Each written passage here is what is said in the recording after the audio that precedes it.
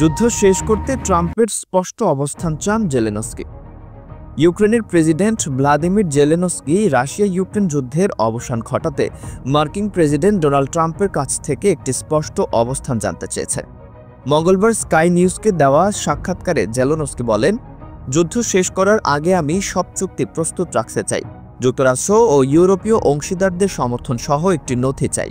আর তা করতে হলে প্রেসিডেন্ট ট্রাম্পের স্পষ্ট অবস্থান খুবই গুরুত্বপূর্ণ। শীঘ্রই যুক্তরাজ্য সফরে যাচ্ছেন ট্রাম্প।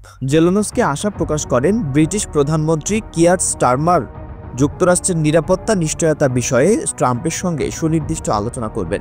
রুশ তেল না কেনার আহ্বান প্রসঙ্গে তিনি বলেন, ইউরোপকে কঠোর অবস্থান নিতে হবে আর যুক্তরাষ্ট্রেরও এখনই শক্তিশালী নিষেধাজ্ঞা আরোপ করা উচিত।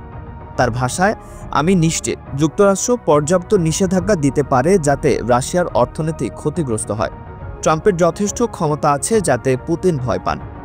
জেলেনস্কি মনে করেন, ইউরোপ ইতোমধ্যেই রাশিয়ার বিরুদ্ধে 18টি নিষেধাজ্ঞা প্যাকেজ দিয়েছে। এখন কেবল যুক্তরাষ্ট্রের আরও কঠোর পদক্ষেপ প্রয়োজন। একই সঙ্গে তিনি ট্রাম্প ও পুতিনের সঙ্গে ত্রিপক্ষীয় বৈঠকের প্রস্তুতি নিলেও মস্কোতে একক বৈঠকের প্রস্তাব প্রত্যাখ্যান করেছেন।